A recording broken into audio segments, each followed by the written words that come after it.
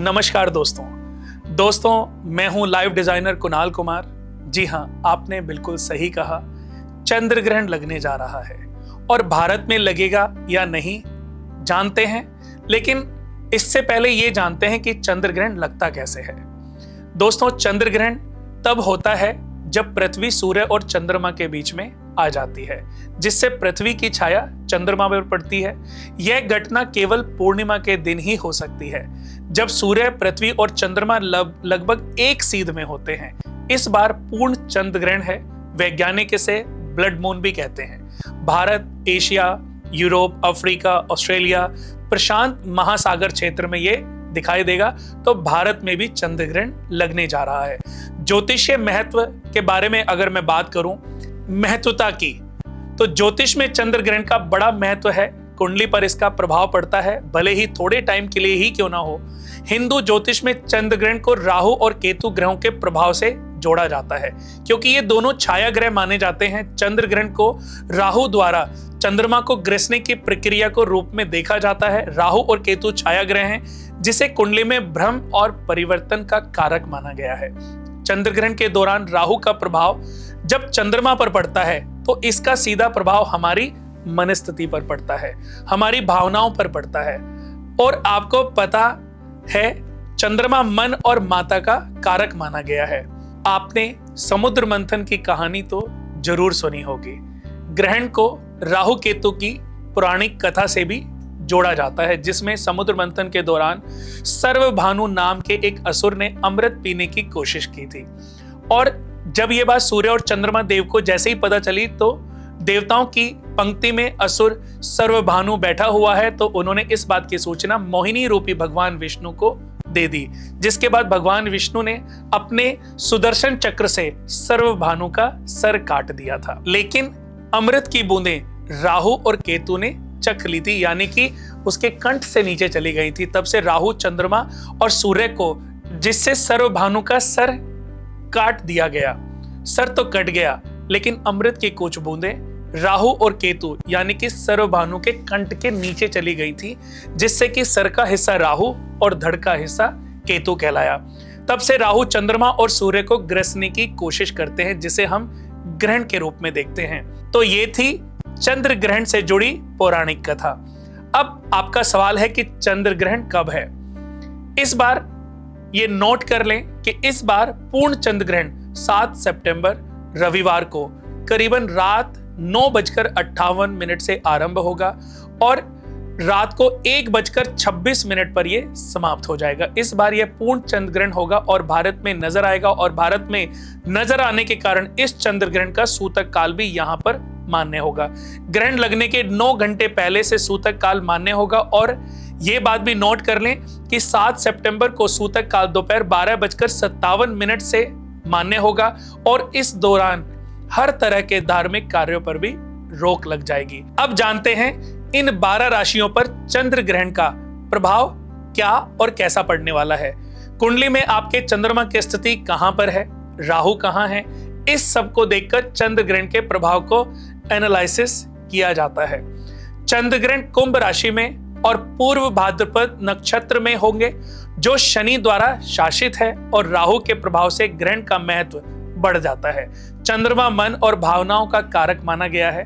राहु के प्रभाव से मानसिक अशांति, भ्रम या अप्रत्याशित परिवर्तन भी आपको देखने को मिल सकते हैं। चलिए एक एक करके आपकी राशि को लेते हैं और बताते हैं कि आपकी राशि के ऊपर इस ग्रहण का क्या प्रभाव पड़ने वाला है। अगर आपकी मेष राशि या मेष लगन है, तो बात करते हैं मेष राशि की। प्रभाव ग्रहण आपके 11वें भाव में लाभ और मित्र के घर में होने वाला है। मित्रों या सामाजिक कार्यों में मतभेद हो सकते हैं। जल्दबाजी से निर्णय लेने से बचें। ये बात नोट कर लें। अगर आपकी राशि मेष है, तो जल्दबाजी में निर्णय नहीं लेना। इसका एक उपाय बता देता हूं कि जिनकी भी मेष राशि या मेष लगन है, ओम भौम भौमाय नमः और ओम सोम सोमेश्वराय नमः इस मंत्र का जाप करके आप इस ग्रहण के प्रभाव से अपने आप को प्रोटेक्ट कर सकते हैं। बात करेंगे अब वृषभ राशि की। ग्रहण आपकी जन्म कुंडली के 10वें भाव में यानी कि कर्म के भाव में पड़ने जा रहा है। करियर में उलझने, बॉस या वरिष्ठों से मतभेद होने के भी योग हैं। नौकरी बदलने का विचार हो सकता है, तो अभी आपको धैर्य रखने की आवश्यकता है। इसका एक छोटा सा उपाय मैं आपको बता रहा हूं कि ओम द्राम द्रीम द्रोम से शुक्राय नमः इस मंत्र का जाप करें। बात करेंगे मिथुन राशि की। ग्रहण 9वें भाव में धर्म और भाग्य में होगा। गुरु या पिता से वैचारिक मतभेद, धार्मिक कार्यों में रुकावटें या विदेश यात्रा में रुकावट या देरी उत्पन्न हो सकती है। थोड़ी प्रॉब्लम आ सकती है, खर्च बढ़ सकता है। अगर मैं उपाय की बात करूं तो ओम ब्राम ब्रीम ब्रॉम से बुधाय नमः इस मंत्र का चैंट करें।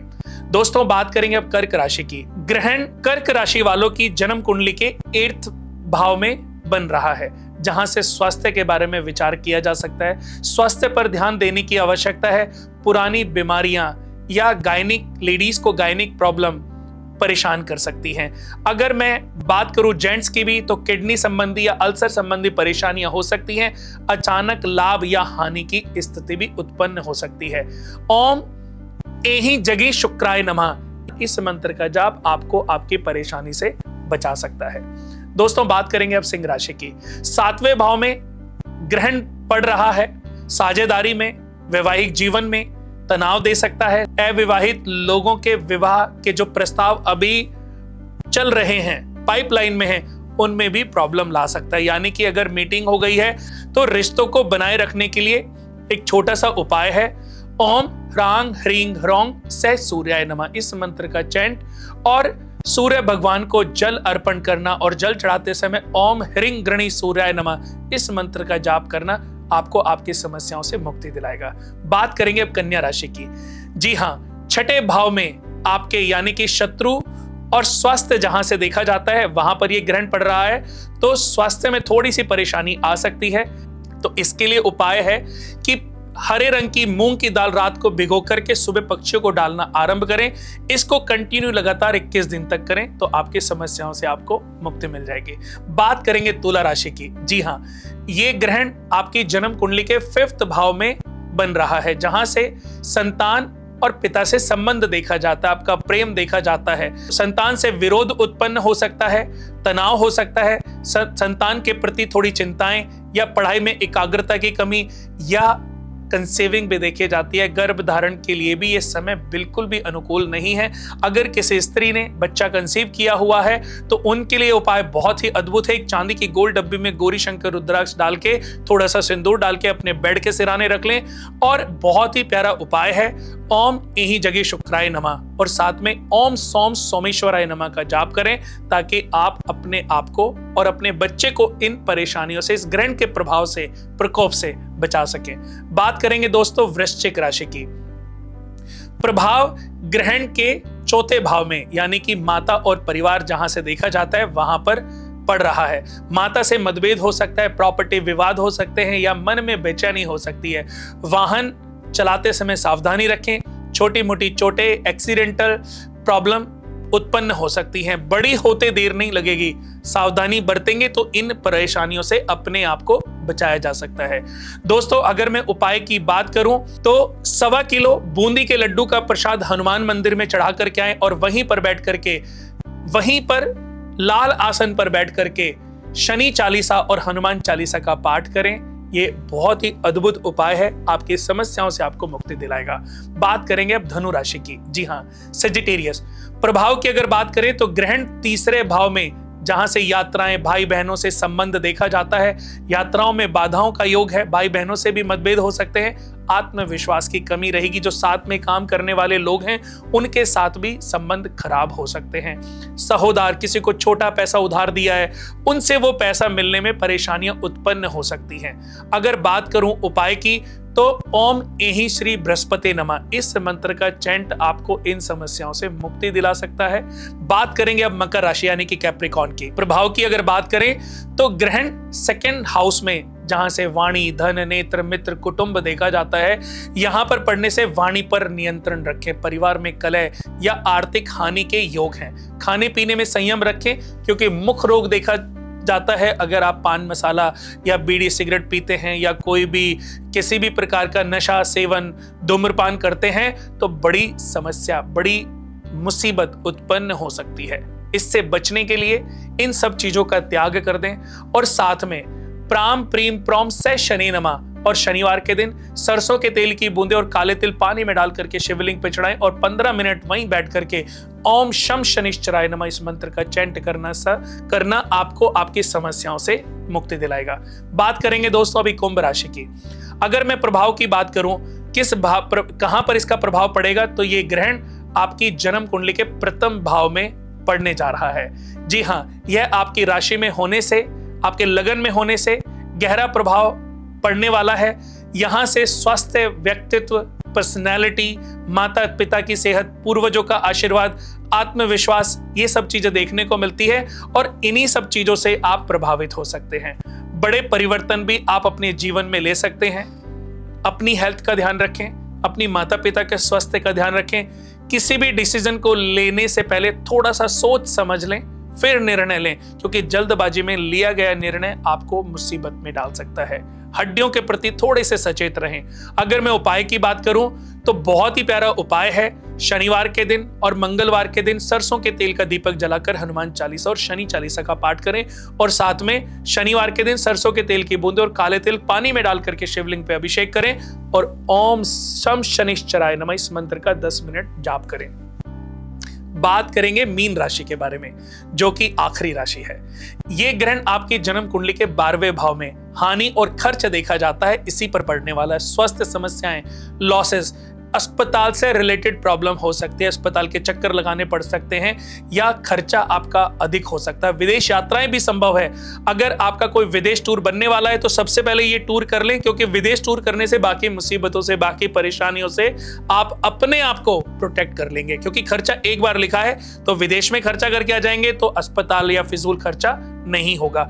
गवर्नमेंट रिलेटेड प्रॉब्लम भी हो सकती है, छापा पड़ सकता है, लेकिन अगर इसका सही समय पर सही समाधान कर लिया तो इस मुसीबत से अपने आप को बचाया जा सकता है। सरसों, आपको इसके लिए एक छोटा सा उपाय है। पानी में थोड़ी सी हल्दी डाल करके, जल में थोड़ी हल्दी डाल करके आप या केसर की लीफ डाल करके आप शिवलिंग पर चढ़ाएं और वहीं पर बैठ करके ओम एहि श्री बृहस्पति नमः का जाप करें। केसर का तिलक अपने माथे पर और अपनी नाभि पर लगाएं सोने से पहले या अपने ऑफिस, अपने कार्य पर जाते हुए, आपको काफी राहत मिलेगी। दोस्तों, अंत में यही मैसेज आपको देना चाहूंगा कि चंद्र ग्रहण से घबराना नहीं है। कुछ समय के लिए इसका प्रभाव है, इसलिए डरने की कोई खास बात नहीं है, बिल्कुल भी जरूरत नहीं है, क्योंकि चंद्र ग्रहण और सूर्य ग्रहण ये प्राकृतिक चेंजेस हैं जो सदियों से होते रहे हैं और हमेशा ये होते रहेंगे। तो इन समस्याओं से, इन प्रॉब्लम से कभी भी घबराना नहीं चाहिए, इनको फेस करना चाहिए, इनका मुकाबला करना चाहिए। जब भी चंद्र ग्रहण पड़ता है तो एक मंत्र में सभी माता और बहनों को बताने जा रहा हूं। बहुत लोगों को अपनी राशियों के बारे में पता नहीं होगा, बहुत लोगों को अपने बारे में पता नहीं होगा। ओम नमो भगवते वासुदेवाय, ओम नमो भगवते वासुदेवाय, ओम नमो भगवते वासुदेवाय, ओम नमो भगवते वासुदेवाय। इस मंत्र का चैंट, इस मंत्र का जाप दुनिया का हर व्यक्ति कर सकता है और चंद्रमा और सूर्य देव की ताकत को बढ़ाने के लिए ये बहुत ही विशेष और अद्भुत मंत्र है। अगर ये याद ना हो तो गायत्री मंत्र या महामृत्युंजय मंत्र का उच्चारण कर लें। इस ग्रहण से अपने आप को, अपने परिवार को प्रोटेक्ट करने के लिए, चंद्र देवता को और सूर्य देवता को प्रोटेक्ट करने के लिए ये अद्भुत मंत्र हैं। तो इन मंत्रों का आप 10-10 मिनट, 20-20 मिनट, आधा घंटा चैंट करते रहें अपने परिवार के साथ बैठ करके। आपके जीवन में सब अच्छा होगा, सब भला होगा और आपके ऊपर ईश्वर की कृपा हमेशा बनी रहेगी। आज के लिए बस इतना ही। अच्छे टॉपिक के साथ फिर बहुत जल्दी आप लोगों से मुलाकात होगी। तब तक के लिए नमस्कार।